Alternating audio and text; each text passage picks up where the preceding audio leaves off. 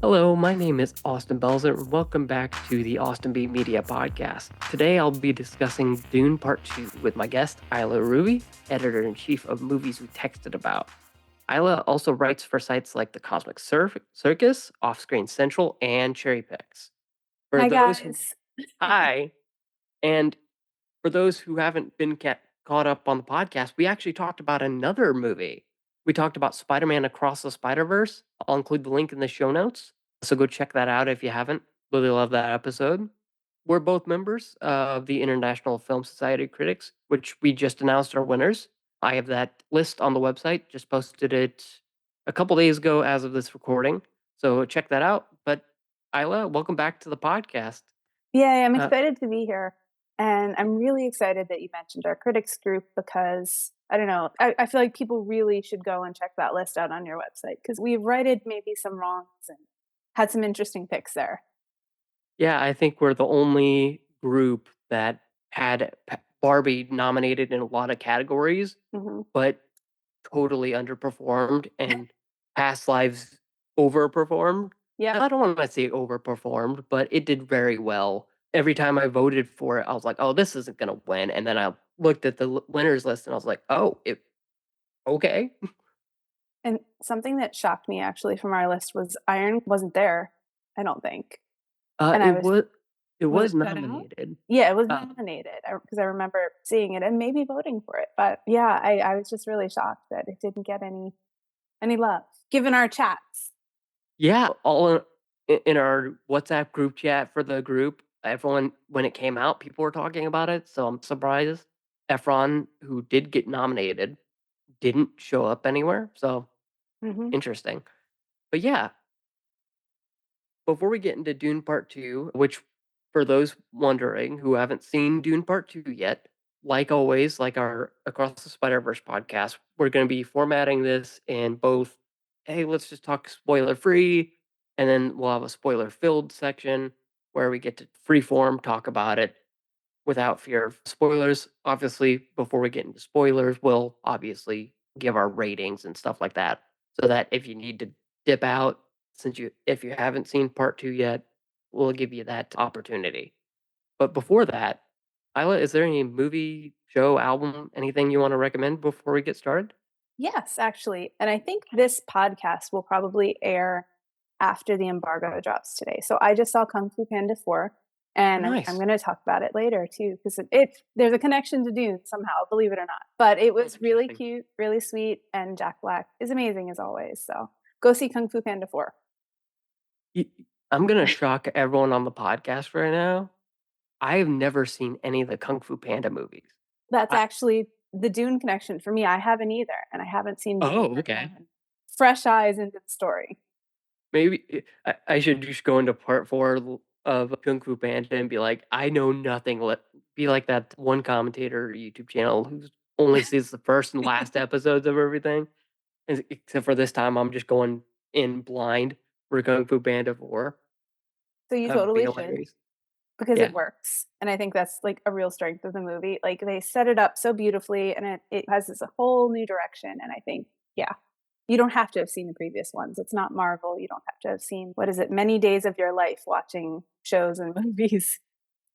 Yeah, it's not like Toy Story 4 where you need to have seen all 3 before, and then you also need to seen Toy Story of Terror and what was it? Toy Story That Time Forgot, Small Fry, all those. You didn't need to Mhm. see all those. But I guess that brings us into our Dune part 2 conversation, not Dune part We'll 1. I have Dune Part 1, but I it'll be a mean, we short can, but Dune part 1 does play a role in this. Now, you told me that you have not seen Dune part 1, so I correct. wanna talk about that. Yeah, just let's just talk about that. Oh, no. W you it's Why right now? yeah, why it's clearly in Dune Part 1, there is a Part 1 at the opening titles, and then in this, Part 2. So, what made you wanna see Part 2, but not Part 1? And we talked about in the pre-show a little bit about time, and we talked about Invincible, we talked about The Brother Sun. There's a lot of stuff out there, and for me, I didn't see Dune Part 1 in 2021, I think it was, just I guess it was the Yeah. pandemic, I don't know, I didn't see it in theaters, and I just never made the time to see it. at my house. And then by that point, it had gotten so far away from me that I just wanted to go and see the new one. Yeah, it's interesting because the only way I've seen part 1 is at home. Mhm. I saw it on the then called HBO Max, now called Max. It'll have Um, another change, another name in a couple of days. Just wait. oh, I'm sure CNN Max plus minus 1. Yeah, I saw part 1 on HBO Max on a 1080p screen. It was or maybe it was on the screen, I don't know. And I wished I had seen it on a bigger screen because Oh, we'll talk about it later on, when we get to the IMAX section, because that's how I saw part 2 is in IMAX at yep. because I think the screen's 29 by 35 meters, It's when I massive. saw it. Yeah, it's one of those true IMAX screens, but we'll get into that later. I loved part 1. I wrote I I forget the exact word count, but it's over 2,000 words. It's my longest review Wow. in the history of my reviews. I love it. I did a lot of research for that. Ironically, though, I didn't read the book. I just did the 1984 David Lynch movie, Oh, with Sting, um, right? with Sting, yeah, and then watched Dune Part 1 and then did some online research for my review of Dune Part 1. Also, Overdrive. Could my library just give me the audiobook of Dune? Why do I need to wait for a audiobook? It's a digital file, just send it to me. But Yep. anyhow, and I think a lot of that criticisms go back and read the review for anyone who hasn't seen it. That a lot of my criticism or praise for that movie revolves around the religious connotations of it, the Islamic connections, and things like that. So I was really expecting more of that in part 2, and wow, I was not let down. They go in on it. That's a But function, and I know you haven't got the book yet, right mhm, there, but I think that's a function of how Herbert wrote it as well, because he wanted to connect to this grand sci-fi epic to modern conflicts and modern, like I guess modern at the time for him issues that are still relevant today. yeah, but yeah, I went into part 2 super stoked to see what they did with how part 1 ends with this is only the beginning and that tease of, "Okay, what's gonna happen next?" Because again, the only context I had was the 1984 movie, which is famously rushed. Things happen in part 2 that happened just in the first Dune Lynch movie. Do you have any other experiences with Dune outside of this? I think we talked about it a little bit. So I had seen the '84 movie. Oh, that doesn't feel like 1984. And I mentioned Sting as the equivalent character. Someone we'll get into later on. I don't think it's a spoiler, but yeah, I had seen the older science fiction stuff, and I wasn't terribly impressed, sadly. Mhm. So maybe that impacted a little bit about my hype for this Dune.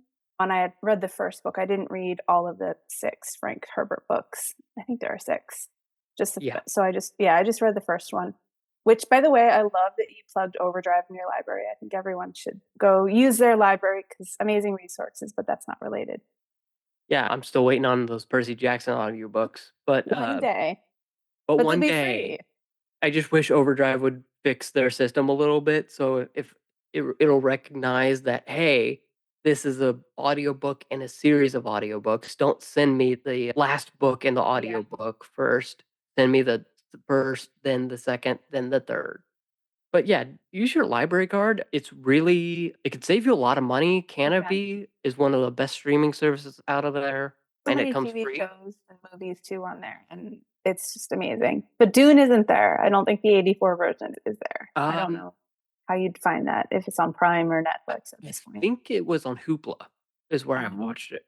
okay. Either that or I just rented it, but I knew some version of Dune is on one of the streaming services that my library provides. Oh, even better. So Yeah. I guess, yeah, I think the 1984 version really contributed to my lack of maybe excitement for the first Dune and this too, which is sad, but that's how it goes. Yeah, I feel like after watching Dune Part 1 and then watching the 1984 David Lynch version, I'm like, "Oh, okay. So there's no way Part 2 could be worse than this." Good. Awesome. So it's a pretty low bar, but that's Exceeded all right. all expectation. Yeah, I don't think I needed to. Yeah, I if I say what I want to say, it's a spoiler. But It's so hard. I wrote out like my text for our questions, and I'm like, but there are spoilers. yeah, I feel like a lot of what I want to talk about is in the spoiler discussion. So Let's move on. Yeah. yeah, let's move on. So, what did you think of part two? So it was amazing. It's not a modest movie, it's not a shy movie. It's like just it's filmmaking on just such a grand scale. It's an epic scale. There's a quote, I don't remember who said it and if it was in parody or what, but like this is cinema, right? This is just an unapologetic blockbuster. I don't know Martin if it's Scorsese. exactly perfect. But I don't know if it's like a cultural event on the same level as Endgame and if it will seep into the consciousness as much, but that's hard to achieve. But it's just mind blowing. I love cinematography. I love making. And what this film did for me, I was really blown away by the cinematography of Greg Fraser, playing with color and light, different environments. And I have to avoid spoilers, but it's just fantastic. Yeah, bringing up the end game thing, I think it's on that same like cultural relevance because the amount of memes I've seen on Threads, because that's practically the only social media I actively check is Mhm. Threads, and then TikTok at night is the Stilgar memes. Is I see Uh-huh. that everywhere. But yeah, I really liked part two. I think it surpasses part one in some Oh, ways. Uh, interesting.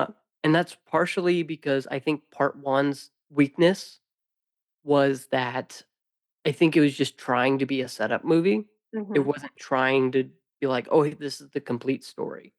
And I think that's what makes part 2, like, really work is it's 2 halves of a whole. I think everyone does well character-wise. I think even Austin Butler and Christopher Walken do well, even though I thought they would just do what they're known for. Austin Butler coming in with an Elvis voice and just taunting Timothy Chalamet, and then Christopher Walken be like, "My Dune, my Arrakis, my planet." That's what I thought the movie was gonna be like, but no, they take them very seriously, which I really appreciated. Obviously, Florence Pugh is great. I wish she got a little bit more screen time than she did because I feel like the marketing was really hyping her character up to be like, "Oh, this is like the big central character." Mhm. And even Denis talks about her being on equal footing as Chani, as to how Chani was used in part one. And I just felt, oh, not really. They Mhm. don't really use her as much as they do in part one, meaning Princess Irulan. Yeah. And if I mispronounce anything, y'all, just look, I'm gonna mispronounce it. Yeah, same here. I will make many mistakes. We talked about this in the pre-show, and Yeah, just be ready. We're trying. we're trying real hard. These Some of these things are really hard to pronounce. If you only hear me say Denis, that's why. The Um, director. the director, the protagonist. But the only major knock I have against it, and I think I'll get into the specifics specifically in spoilers, but I really feel like this was the first Denis movie I would have knocked 30 minutes off of. Oh, that's Um, interesting. because there are subplots that don't get the room to breathe that they desperately need. There's a late third act twist that I'm not going to spoil. That is a pretty huge revelation, and it's just oh yeah, that it's mentioned and it's done. Yeah, And but it has bigger implications going forward, and it's gonna have a lot of stuff attached to sure, it going sure. forward for I guess I Dune just Messiah. that moment would have gotten a bigger thing, Yeah. and there and specifically where I thought it'd end isn't where it ends. It goes on Mhm. for another 30 minutes after that, and I'm like, I don't need to see these last 30 minutes. I feel like these last 30 minutes you plop into the next Dune movie, and they work spectacularly to kick off the movie, especially given how part 2 starts. But yeah, that's the only knock I have really against it. Everyone does really well. New characters do really well. Cinematography, I saw this on IMAX. I think I also have a gripe with the cinematography because, of course, I do. I'm a cynic. No, I need to hear this. I'm so curious. I hate the filmed for IMAX versus filmed with IMAX mantra because I Okay. even had an online argument about this on a Discord server. If I if something is filmed for IMAX, in my head, I'm going, "Oh, this is, like, meant to be seen in IMAX. This is gonna Mhm. take full advantage of the entire screen." I forget what the entire aspect ratio is for Yep. true quote, unquote, "true IMAX," but this entire movie not wasn't in IMAX. There were scenes where it goes down to I think what would be the letterboxed, Yeah. aspect ratio, and I'm like, "Dude, come on. I People are paying extra for this. If you filmed it with IMAX cameras, just fill up the whole screen." Yep. I And don't get Go ahead. that was an intentional choice too, especially with Dune Part 1, and I think from what I read in Part 1, the director made the choice to film interior scenes not in IMAX, and all of the exterior scenes were filmed with the IMAX gear, and I think Part 2, there was more IMAX stuff in it than Part 1. Yeah, I guess the thing that frustrates me the most is there's this, like, huge epic battle, and you see an IMAX, and you're Mhm. like, "Oh, wow, this is great." And then the next scene, you see a shot of a desert mouse, and then it's The like Muad'Dib, right? yeah, the Muad'Dib. And it's just, "Dude, come on. Why am I seeing this in letterbox ratio?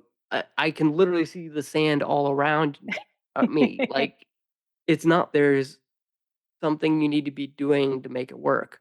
I know it's like a minor complaint, but when IMAX tickets are like $18, Yep. I don't feel like that price was particularly justified. I love Greg Fraser.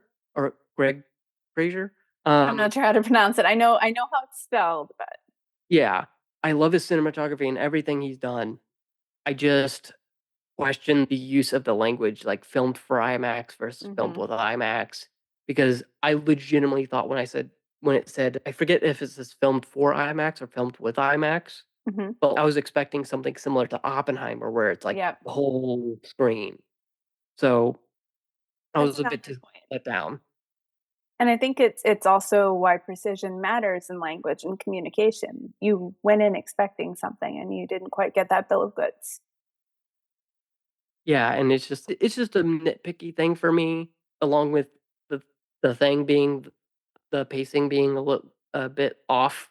Yep. But other than that, those are small things that I think really don't knock it too much. I'm not gonna knock it down to a 2 star because, "Oh, it didn't use the whole screen," or, "Oh, it didn't end when I thought it would end." I I'm think I Go ahead. I'm so reluctant to give anybody 2 stars because it's so hard to get a movie made. I feel like for me, the bare minimum is 2.5 stars. You completed this thing, you got through it. Congratulations. I've rated 2 movies 1 star this year. Ooh, what Um, not to get too off track, but I am curious which ones. the 2024 adaptation of Mean Girls from the We Broadway musical, we which I saw talked about that. yesterday, and then the Jennifer Lopez This Is Me Now, uh, Oh, which technically isn't a movie, but it's long enough to be a movie, so I'm counting it. oh. It's like a weird video that Yeah, I watched that too, and I reviewed it, and it was an experience and very experimental. That's the best way to put it. and not a good one. Not There a you good go. experience. Um, but yeah, look, I get it takes a lot of for these movies to be made, and I don't knock anybody for trying. I think I talked about Akande, giving that a 2.5 star or 2 stars or something like that. I love audacious Mm, attempts at, like, swinging for the fences.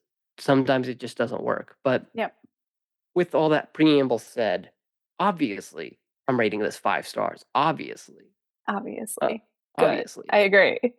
Even though I don't like stars or rating things, which is Yeah, weird. And I'm gonna ask you this question because I did not see I'm just gonna jump right ahead and steer it here. So how do you think the director's direction compares to part 2 compared to part 1, besides the IMAX stuff that we talked about? the direction I think is a lot clearer this time around. It felt Denis was dancing around, "Oh, I can't adapt this part of the novel yet because that has to be held off for part 2." And it just felt like he was holding back a lot. Mhm. Great movie. I think I even rated it at 4 or 5 stars when I reviewed it. but I think he's learned a lot from part 1's mistakes, Mm, particularly in how to write characters. I don't wanna say write, just the way he utilizes characters feels a lot more organic this time around. it's not Uh, forced. yeah, there are parts in part 2 that feel a lot more organic. There are moral quandaries being had. Whereas in part 1, it's, "Hey, we need to do this thing. We're doing the thing. Okay, we've done the thing. What are we gonna do now? We're just gonna wander to the desert for a little while." Okay. I'm sure it would make more sense if I read the novel to get some more backstory because I do know things were cut out of part Yeah, 1 and part 2. And but I just felt like he's grown up and since part 1 and really just said, "Okay, let's just make the most audacious thing possible." Apparently that's the word of the day, yeah. audacious. I was just Uh thinking that. because he just allows himself to do, "Oh, yeah, they think I'm gonna end here? No. I'm gonna go further. I'm gonna go further. I'm gonna explore this world deeper." Even to the point in part 2 where he's changing significant story arcs, Yep. of characters in the book from what I've heard. Even just from what I've remembered of the 1984 movie, he's, "Okay, obviously, this character can't do this because this is that wouldn't be how the character acts." He's also just allowing himself to start to creep into that global conflict a Mhm. little bit and just say, "Yeah, this is the next Star Wars. Let's go." I hope but yeah, I think that answers the question. It does, I think s and I think with adaptations, especially just one note on all of that, like, it's a difficult thing because if you're maybe not as experienced at writing or directing, which I'm not saying he isn't, you might feel like you need to include everything in the books one to one. But I think with experience, you give yourself and gain the wisdom that you have the permission to make a better story, to do things that are in service of this grander vision. And from what you said, it sounds like maybe he gained that perspective with part two. Yeah, I feel that part 1 was very interior, just let's explore the Atreides family, what they're like, let's get this set up so that when we if we do get green lighted for our part 2, we can expand on, okay, who really are these characters when they're forced outside of their comfort zone, when everything they know is gone, and they have to relearn everything. Do you believe that there was ever really a chance? Because after the first movie came out, there was a lot of talk. He did a lot of interviews saying, we may not get a part two. Do you believe that was actually ever a reality or if it was just to drum up maybe hype? Because there's been some of that with this one, right? They've talked about, Arky's talked about, I don't know if we're going to do a third, when it's going to happen. And I feel like we've seen this before. Yeah, I think it's a multifaceted answer. I think it's a yes and no. I think it's a yes. He clearly was like goading Warner Brothers and hey, this might not be successful, but I left you on a massive cliffhanger that everyone wants answered. And he did it again in part 2 to leave room for Dune Messiah, as I'm told that's what's coming next. I don't know anything about the books other than what I've researched. And just Um, what we saw in this little, that the twist, right? That we'll talk about yeah. in the spoilers. Yeah, and then the no part of it is I think with you don't have that financial stability that you would have with an Avengers Endgame Mhm. or something like with a big budget film where this established franchise. Yes, I know there were other incarnations of Dune, but this book has long been considered unadaptable for a long period of time since it came out, that anytime someone would mention a film adaptation, they're like, "Oh, you absolutely can't do it. It's too massive in scope." Mhm. So I think it was him also voicing concerns of, "Hey, if this doesn't make money at the box office, we can't make a part 2 because Warner Brothers won't let us." And I think that's the same thing here. Oop, knocked my microphone. Yeah, and I just wanna throw this out there, I think I saw the figure and again, it's Hollywood accounting, you don't know what's actually real or what's being buzzed, but I saw that, like, Dune Part 2 needs to make $500 million to break even. I think it's doable with the global market, but we'll see. Yeah, it's already made. I say made in the sense of Box office ticket receipts. ticket sales. Yeah. I think the last count I saw was 187,000,000 worldwide. That's a Um, healthy chunk. yeah, if you gotta get to 500, I know people who still haven't seen it, I imagine all the Dune Part 2 memes are gonna I don't like memes forcing people to see things, but I think it's gonna work here, where everyone's gonna feel that sense of FOMO, fear of missing out, that they're just gonna be like, "Okay, we have to see part 2, Yeah. otherwise we get spoiled on the internet because this is the timeline we live in." But yeah. I think so Anyone But You, which I adored, got like $208 million at the box office. I feel like there's a really good chance for 2. Yeah, I think 200, 300 is easily within this thing's grasp. I saw like a report saying 800. Either way, I think you sent me an article yesterday Mhm. that was talking about Hans Zimmer and how he, before the movie was even out, he plopped Dune Messiah on On his Zimmer's tour. desk. Yeah. And was just like, start reading, start writing the music for this because we're not done. I definitely think regardless of box office receipts, I think Dune Messiah is getting made. Heck, the letterbox profile is already up for Dune Messiah. That's a pretty healthy indicator to where I think going back to your question about Denis maybe baiting people into, hey, maybe we don't know if we're gonna get a part two. For those who don't remember, Dune 2021 came with opening titles Dune Part 1, and this Mhm. says Dune Part 2, so it's okay, I think that's always in the plan to do Dune Part 1. Yeah. Then maybe while filming Part 2, he's like, "Okay, we gotta do Dune Messiah." Yep. So yeah. I know we're moving right along with our chat and we're going on to side quests, but that's okay. Yeah. Do you wanna So I know we have much more to talk about. I know we have a lot of the acting to talk about too.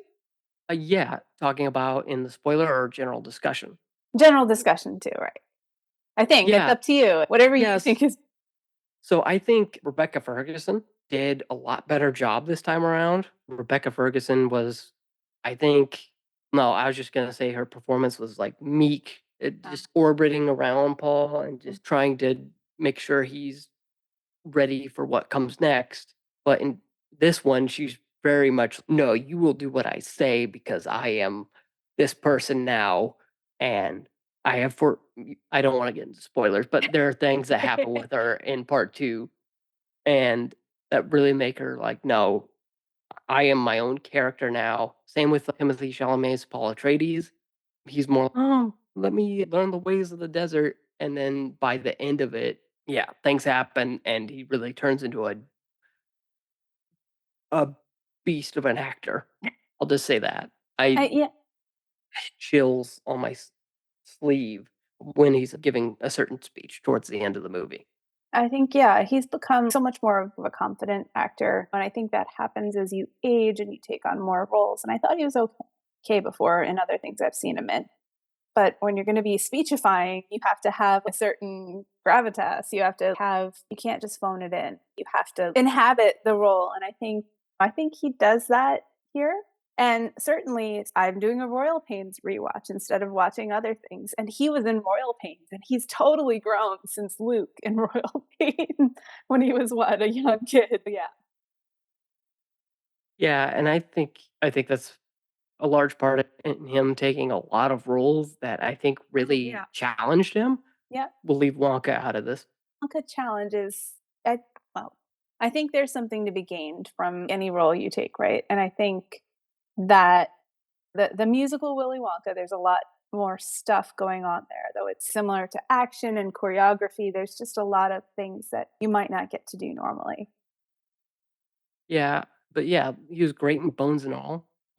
Was that 2019, 2020? Some I will tell you shortly because I'm gonna look it up.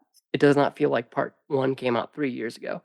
But yeah, I think Yep. he really did the work between parts of Dune to really say, "Okay, I need to take serious roles of," and not even just serious roles, just things that challenged him.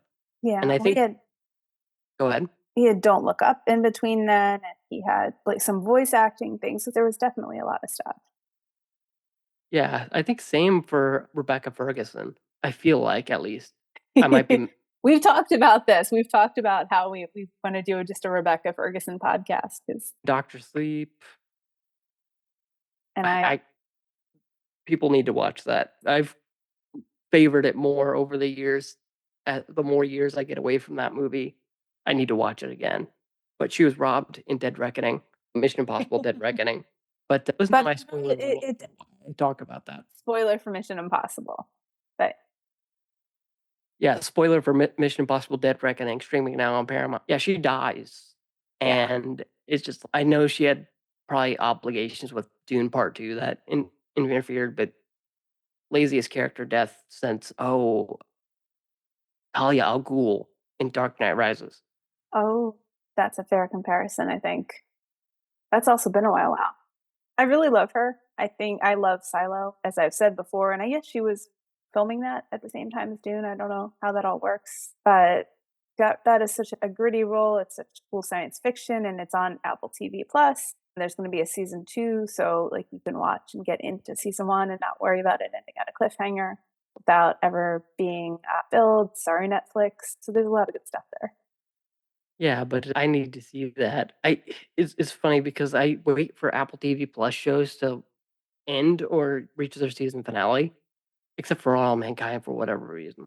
That's a really good Um, show. It's the last season was iffy, but oh, we need to talk about that. Not today, but yeah, another time. We could have a whole add it to the list. yeah. When it hits Blu-ray, we'll talk about For All Mankind again. Um, please renew for season 5, regardless. Um, but yeah, because I know people are concerned about that. But anyways, I will watch Silo. I just need to open up Apple TV Plus and watch that because I'd been meaning to. Same with the Big Door Prize and stuff like that. Yeah. Don't watch Um, Hello Tomorrow because apparently no one remembers it, and it's probably not going to get a season 2, even though it was really look, I'll watch anything with Billy Crudup, cute. That's fair. except for apparently the morning show. I just remembered he's in that. I haven't watched a single episode. But yeah, I maybe just starring roles for him. But Okay. yeah, but I guess moving on to I know I already talked about Austin Butler, Hmm. Florence Pugh, Christopher Walken. I would love to hear your opinions on the new characters. I'll start with Christopher Walken because that was also a fun impression earlier. For me, it's hard not to see Christopher Walken as Christopher Walken, even though he's approaching this with a lot of seriousness and all the heft that you want to approach the Emperor role, the known universe, and all that. He's still Christopher Walken. I think more of the chameleon for me, and I don't know if it's because he's young and it hasn't been typecast, although that's probably not the right word, is Austin Butler. I thought he was great. I thought he inhabited Fade. I think that's, I don't know if it's method acting. Reportedly, he was a method actor for Elvis. I don't know. But he was just so creepy and so believable as being so creepy. And I think that was so elevated by everyone just working to make this movie, from the costumes and the makeup and your the cinematography. Just it was really interesting. I just keep thinking about the duel I can't talk about because it's a spoiler. Um, You know? that it yeah, I thought he fit in very well. Yeah, well, I can't talk about that scene, can I? We're gonna have to Well, do a part 2 spoiler podcast. I think this is our non-spoiler podcast. yeah, probably. But there's it's in the trailer. It's in the trailer. Um, where he like licks a knife. I was like, dude, Yep. what are you doing? In So the best way, creepy. not in the worst way. Not in the what are you doing? But what are you doing? And it fits with his character, right? It's not tonally out of place. It's not just a random thing. Like it that yes, that character would do that weird thing and you believe it. Yeah, and there's this look he gives somebody. I won't say who Was because it the improvised thing? no, but that's a good thing to call out. But there's a scene I can't say where. I'll just say he gives a look to somebody, and I'm like, "Holy cow, he is doing so much with 0 eyebrows." Like, just so much forehead acting. Just, like, there's a look where he's, like a look of surprise he gives towards the end of the movie where I'm like, "Dude, holy cow." That says so much without him even speaking a word. He's really good at that for whatever reason. Austin Butler. I think it's why he keeps getting cast in things, right? He's in Masters of the Air. he's an expressive actor. He's a very talented actor, and I think that's why he gets these roles. Yeah, he's gonna be in the Bike Riders this summer. Yes, I know the trailer just got released and people were very excited. I think it's releasing in July. I'll be interested to see that now that it's switched from, I believe it was Searchlight to Focus. Something like that. But yeah, Butler does great. I think Christopher Walken here reminds me of a mix of his Seven Psychopaths character and Jungle Book 2016. Wow. Because there's scenes where he's just sitting on his throne like this, and I'm like, "Oh, that's like the orangutan from Jungle Book right there." And then there's scenes where he's just in delightful glee at something horrible that has just happened, like something that could mess up his entire plans, and he just laughs the whole time, which reminded me of Seven Psychopaths. I'd be interested to see if he shows up in the 3rd film. I That would don't be a think he will, spoiler. I don't know. We'll talk about that. but yeah, I guess that's all I think I have to say about non-spoilers. Uh, Cool. do we wanna get into spoilers? Because I feel like that's a lot of what we have to say. Alright, so now let's talk spoilers for Dune Part 2. If you haven't seen Dune Part 2, take your headphones off like this, turn the podcast off, just come back when you've watched the movie, whether that's months from now, whether It that's should be tomorrow. yeah, it should be tomorrow. We need to see Dune Messiah.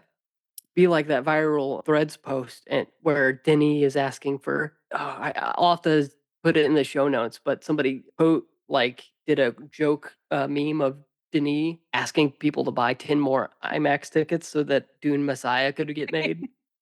Um, On a sad note, it's so there's a meme going around Twitter or whatever. I guess the artist formerly known as Twitter now about Coyote versus Acme, which has reportedly been scrapped, and people are like, if everyone just buys one share of Warner Brothers, maybe we can convince them to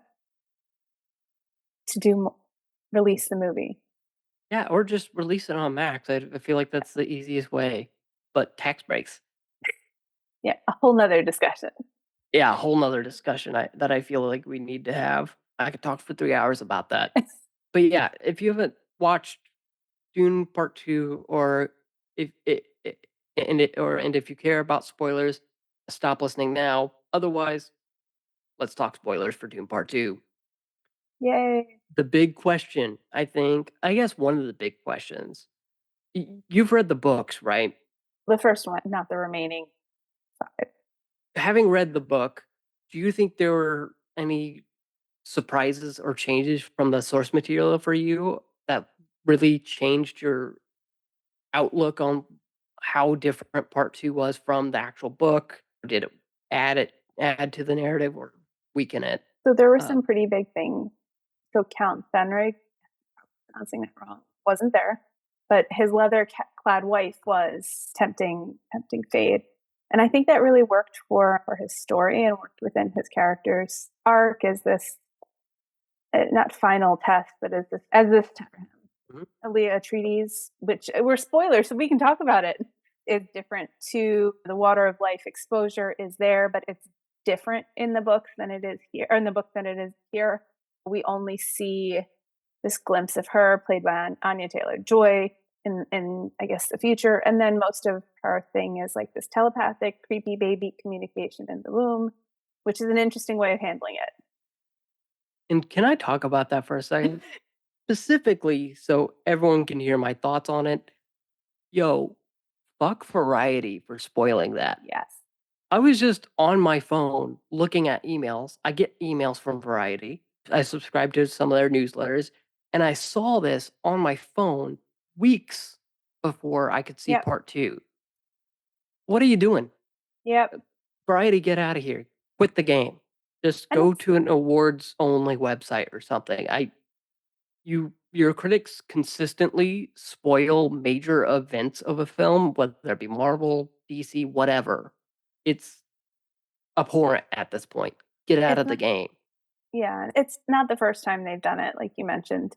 And I wanna think I don't know, is it possible that they have permission and the okay to do this, or are they just really that tone deaf?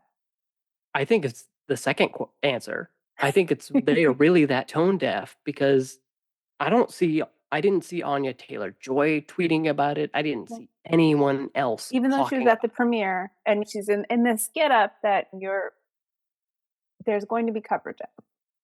Yeah. I feel like photographers were told, "Hey, yes, you can take Anya Taylor-Joy's photo. Don't say why she's here." Yep. Because Supporting you her have friends. yeah, you could just say, "Hey, the Anya Taylor-Joy makes a surprise appearance at the Dune Part 2 premiere."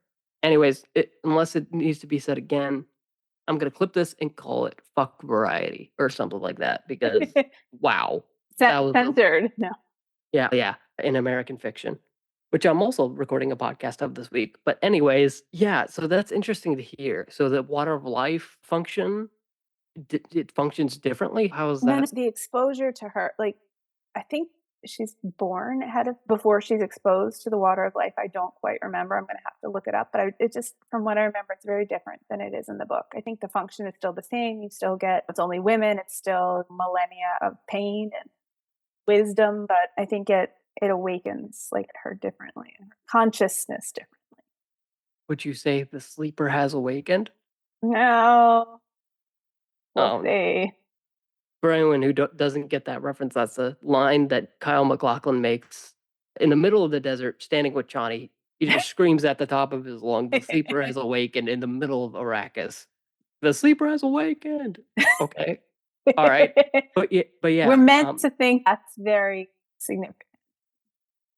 yeah, but yeah, in the '84, I almost said '84 book, '84 film by Lynch, I remember the pregnancy being pretty rushed. Yeah. I don't even think they cover the Mother Reverend stuff or Mhm. Reverend Mother I think she's stuff in born in the book. yeah, I she remember is right, yeah. born by the she's the one who kills the Baron. She's the one who does it and walks around, creepy blue eyes and all The that Baron thing. Dave. So that's a very I think I that's the only significant change I noticed. I know Chani has changed Mhm. because I remember in the '84 like, I wanna say book. Why do I wanna say '84 book? Maybe because 1984 was a book, That could be but in the different David book Lynch though, film different yeah, but in the Lynch film, I know Chani is much more of a, like, pacifist. He just goes along with what Paul does, and she's a and fighter here. And she's very much like that. She's very much not the antithesis of faith and prophecy, but she's the embodiment of what you need to do to get what you want. yeah, and yeah, she's given more agency, I Yeah. think, rather Just than in general, which is delightful in this movie. The women have a lot more agency, I think, but that's another question. yeah, that perfectly brings me to my next question, like, how what did you think of the arcs for Paul, Lady Jessica, and other key characters? Did they get more fleshed out stories for the supporting characters? What did you think of the arcs for I each think character? I think for the women, they got more brought to the forefront of the movie. They were more fleshed out, and I think it was like a counterbalance to the whole Messiah white savior narrative. I think it worked. I read that there's going to be a TV show for the women, but that was quite a long time ago, and I don't know if this Dune sisterhood thing is still happening. Denis was going to direct the pilot and write the pilot, and I don't know if that's something still in the pipeline. I thought that I just thought it was a really wonderful balance for these 3 characters. Yeah, there's a line Chani has where and it's in the trailer, where it's like this prophecy is how they enslave us. And I think giving her that power to just say, "No, I'm gonna call you out on your bullshit," is just such it works a lot better because I think and same with Lady Jessica now, the Reverend Mother, that they're given a lot more agency to say no or yes, do this thing or because I think a large part of the Dune narrative that I've seen over part 1 and part 2 is the poisoning of Paul's mind by those around him. Poisoned by Chani if you go south, There will be war, right? Holy war. yeah, there'll be holy war and you won't be the same person. You've got to promise me you stay the same person. He's being poisoned by his mom, the Reverend Mother, Lady Jessica, by you've got to go south and drink the water of life because you are Lisan al Gaib.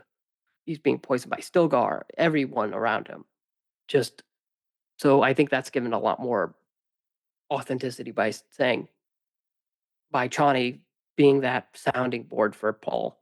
Not only the sounding board, but literally at the end, she won't kiss the ring. Like she is appalled by what he's essentially become after he's vanquished isn't the right word for the emperor for Mr. Christopher Walken. He's neutralized him when just she's not having any of it.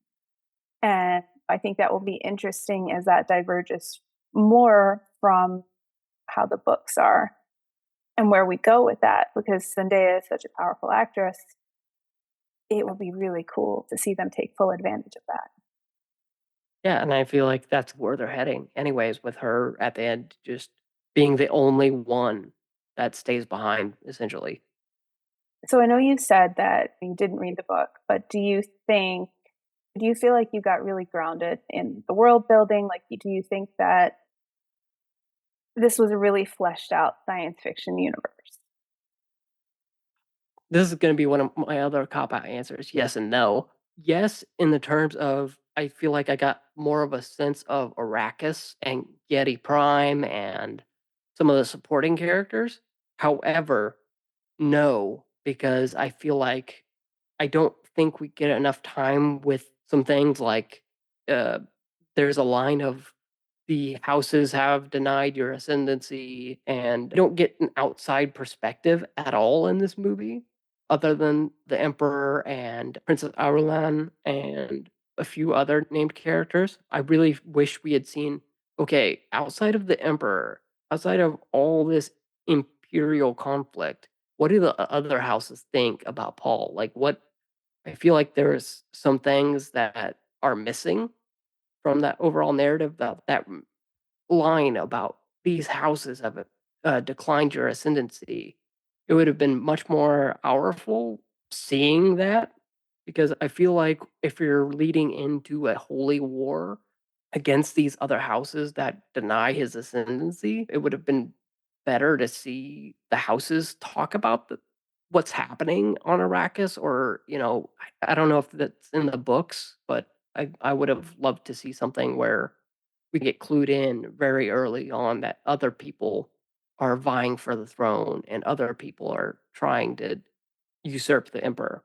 Again, I wonder if that's something we're going to see as time goes on after we've spent our time in the deserts and see it more on these ships and see it more with people who are in the other houses that are not fans of his ascendancy. I find it interesting too because I think that this is very much a story of Paul from other perspectives, not so much from his perspective. We're seeing him how Chani sees him.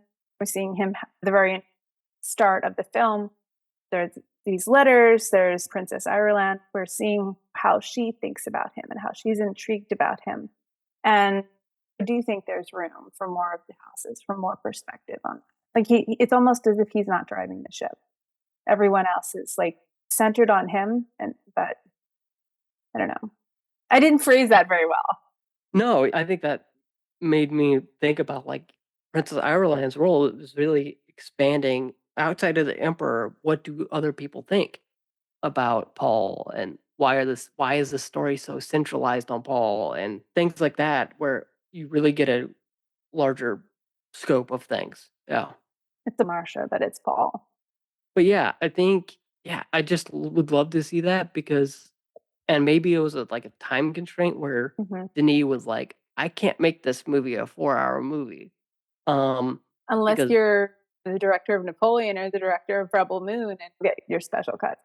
I feel like Denis has earned a 3.5 hour movie. I'll just say that because yeah, I just felt regarding the pacing I was talking about earlier about a little bit more later, but yeah, I just felt like a 4-hour movie of this would have been better. But anyways, I'll talk about that a little bit later.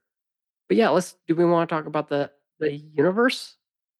Do you mean like the themes or do you mean because I know like we talked in the like in our chat a little bit. I know you had a lot of things you wanted to share about the themes because I know they really were interesting to you and Yeah, so this movie expands more on what I loved from part 1, which was and they even say it in the movie, religious fundamentalism and the fanaticism that I think was hinted at in part 1, right when Paul and Jessica arrive on Arrakis, they start calling him Lisan just because the Bene Gesserit has planted that idea over thousands of years on Arrakis.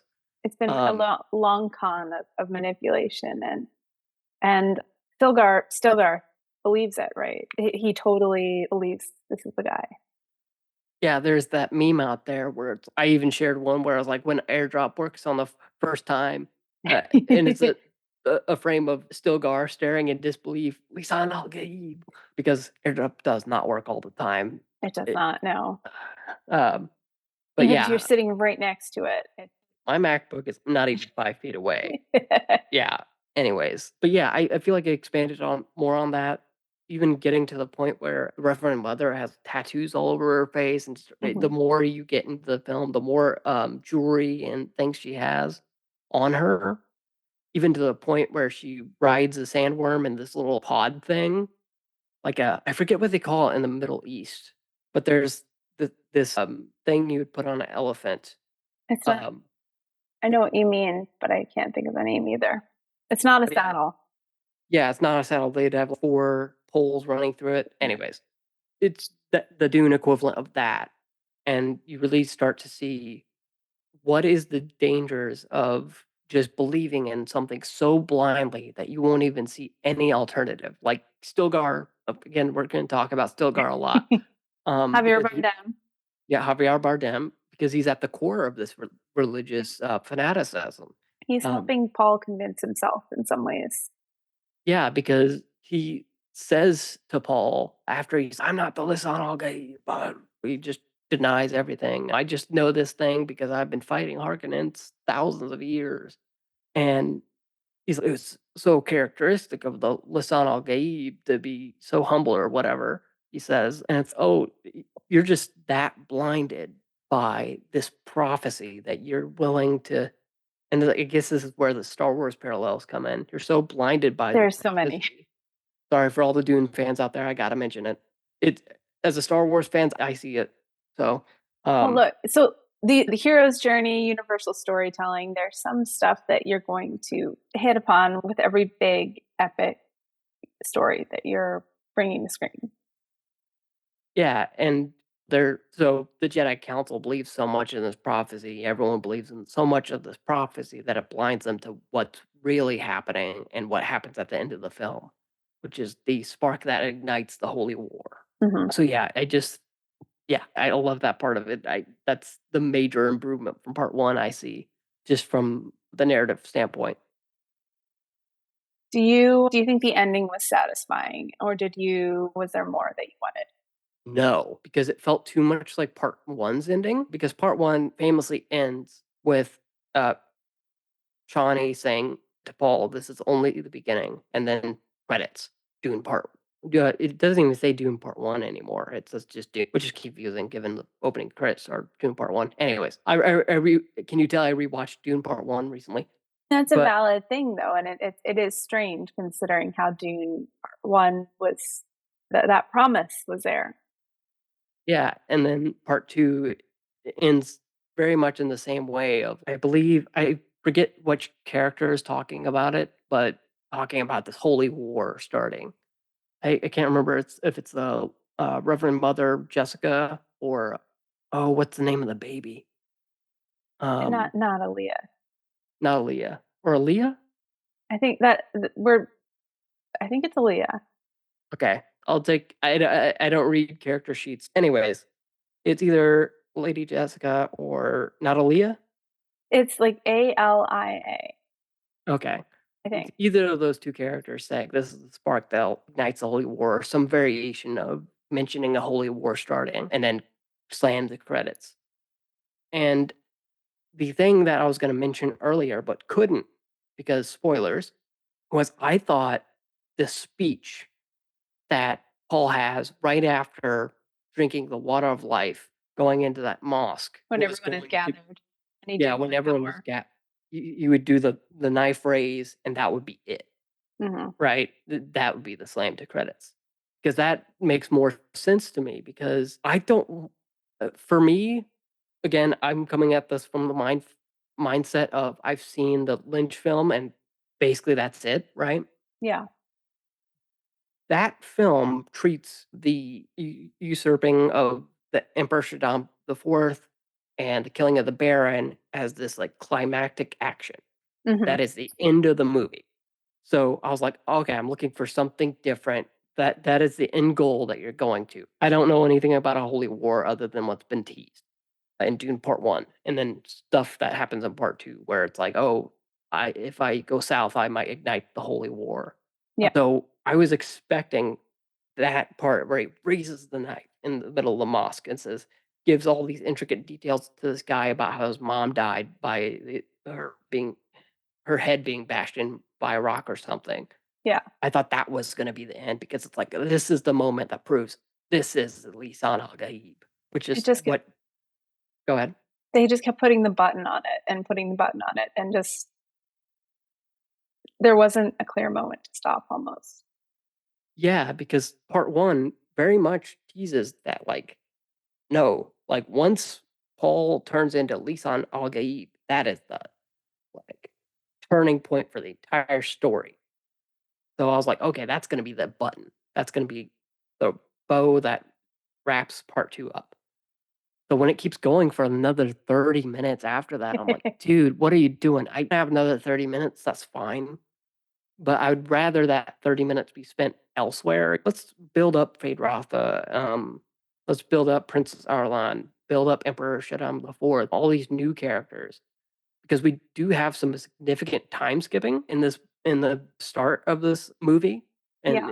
in the start of part 2, and it's just, "Whoa, whoa, whoa, I need to see that," because that's like a because the ending of part 2 is very much, is Paul gonna reject Chani and just become the totally evil person, that she fears he could be and just be like everyone else? Or will he stay true to himself and actually give Fremen the ability to rule over themselves, over Arrakis?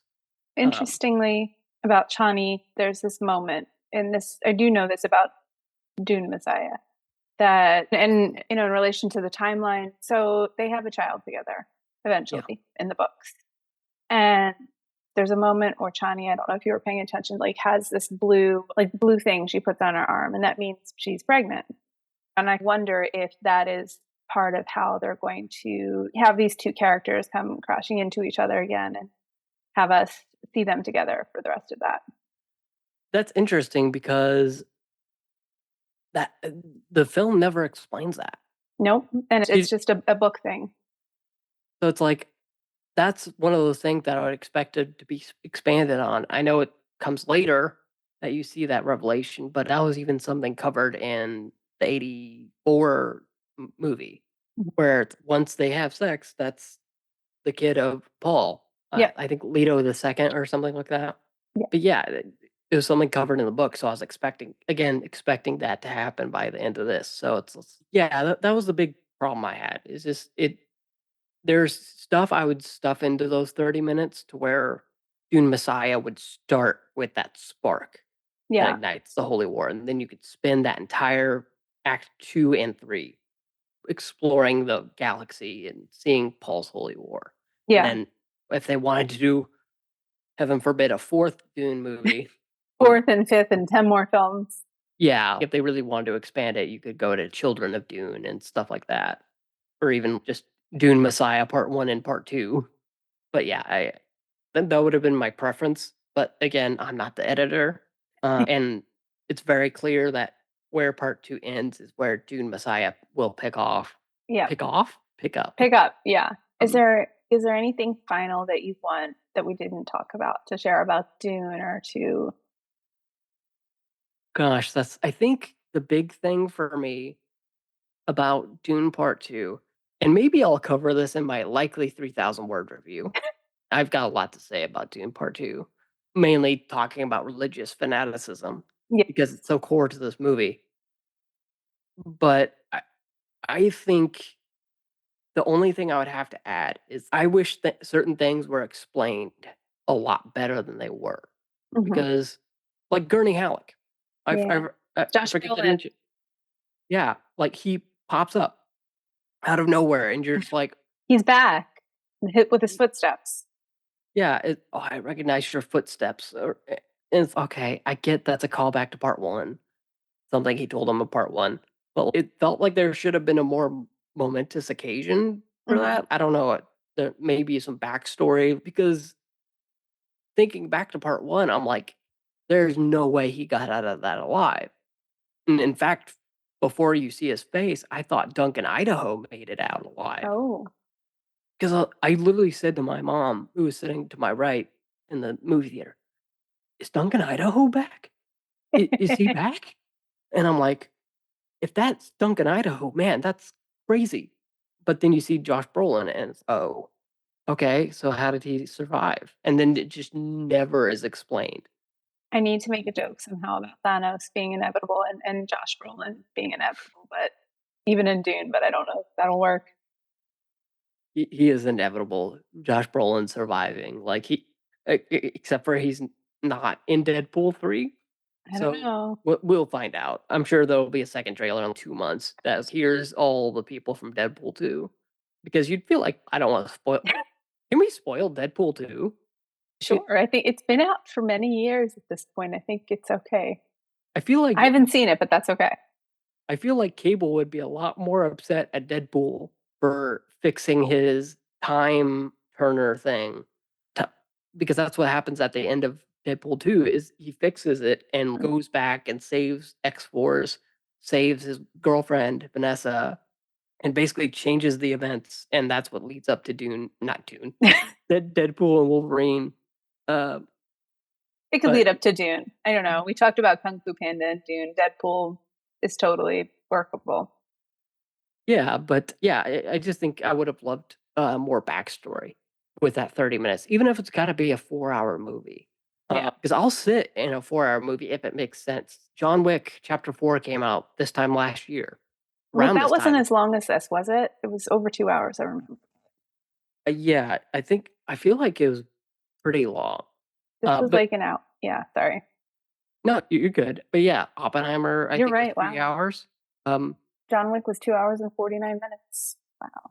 yeah, so pretty close, bumping pretty close to that 3 hours. Yep. And I think this is pretty close to that as well. And I didn't have any problem with John Wick Chapter 4 because every single thing they did made sense. But in Dune Part 2, there's some things where I'm like, okay, how's Gurney alive? Why weren't we told about X, Y, or Z? Maybe that comes up in Dune Messiah. There's more I world building and more questions that need answers.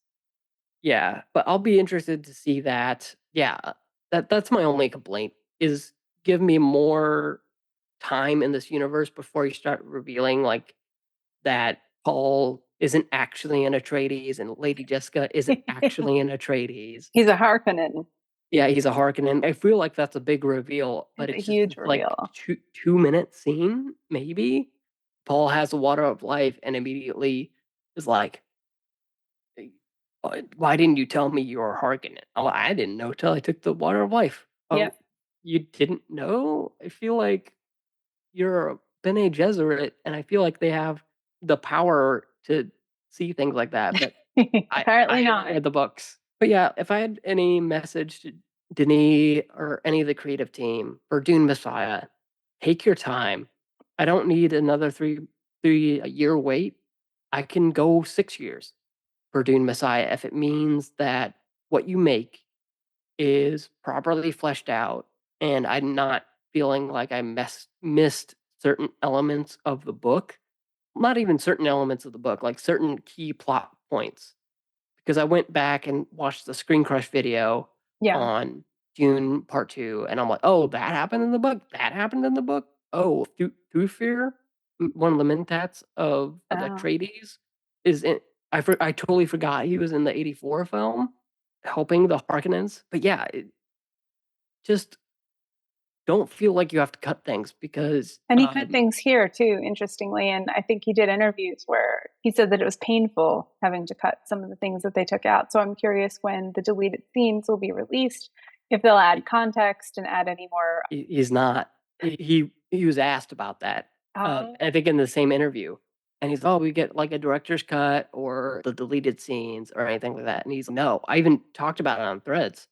I'm like, "Dude, just you don't do any editing to the deleted scenes. That's all literally just hand it off to their Mhm. home entertainment People. team, whoever that is. Hand off the deleted scenes, just pick up the file from Premiere Pro or DaVinci Resolve, export it, do whatever you gotta do, send it into the color grader because I'm sure maybe those scenes don't have color grading on them. Heck, some of the Infinity War deleted scenes are only like previs. Thing with Endgame. One of the best things about buying a movie on digital or Blu-ray or whatever is seeing what could have been, even if it doesn't make sense.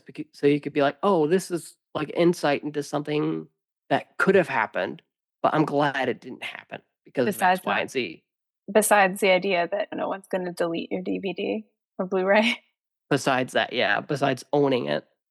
Because I will say, and this is, I guess, another tangent, Voodoo is changing its name or something like that to Fandango at Home or something. Oh, Voodoo, you are the worst digital movie provider I have ever seen. I went to go look for a certain movie a few weeks back when I saw the name change. Why, oh why, are some of my movies that are compatible with Movies Anywhere not in my video Vudu oh, library. It happened with I believe it was called Fandango Now as well. Like, I would buy movies and then I wouldn't get any notification, they would just delete them. yep, And I'm like, "Dude, I don't wanna have to keep purchasing these movies." yep, And I can only do digital because I don't have the storage space to store movies or, yep. discs. So it's anyways, but rant aside, I hope that Dune Messiah. I feel like I'm talking bad about Dune Part 2. I love Dune Part 2. I would see it again right now.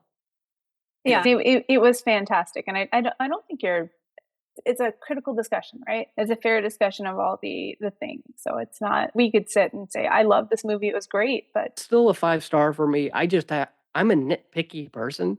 Like, I if certain things aren't explained to me, it frustrates me. mhm. And not in the Mean Girls way of there's literally and I don't mean to bag on Mean Girls. But it's just what you saw recently, so it's fresh in Yeah. your But they literally have a line about, "Here's the context of this." They say this line in a musical scene and just tell you the context. Here's what happened, uh, in this in this backstory of this character. yeah. And I'm like, "That's not what context is. That's not you." It's the classic case of show, don't tell Instead of us. telling yeah. So, yeah, I just wish the thing of telling I think Stilgar is the one who tells Paul that they have rejected your ascendancy, Yeah. and I'm like, "Dude, it would be so much cooler if if there was a scene in there where it's like Stilgar or whoever sends the message, and then you get a reaction shot of each 5 Yep. houses. Here's send the message, "We reject his ascendancy," and the interior meetings that they have. Yep. Maybe that would make it 4 hours, but I'm more than willing to sit 4 hours, 4 hours if it makes sense.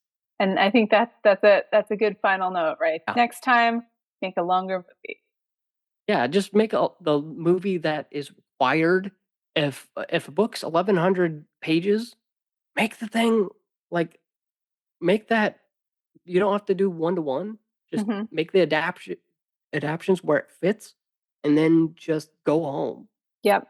Leave it to the editors, you know, just I know they have that thing of kill your babies, but in this situation, I feel like there's 30 minutes on the cutting room floor missing, just like in a project backup file somewhere in Yep. DaVinci or Premiere Pro, and I'm like, dude, just release it.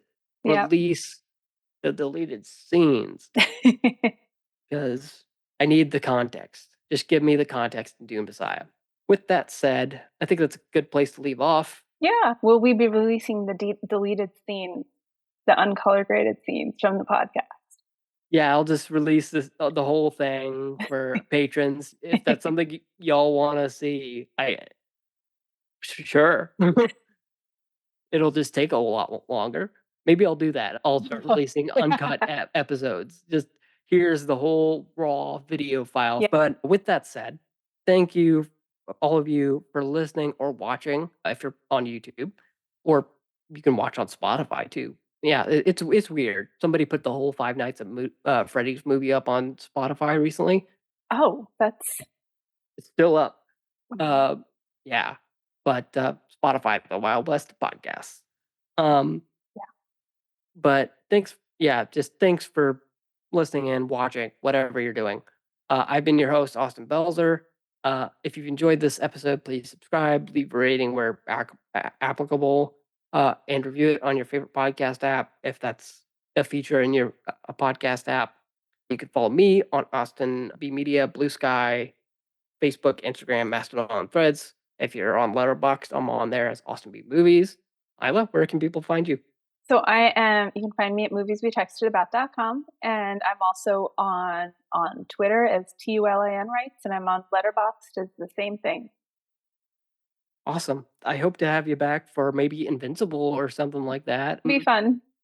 Yeah, because I, yeah, keep an eye on that, everyone listening and watching. I saw that a while ago, and I'm trying not to spoil it. But yeah, have a good day, everyone, and thanks for listening.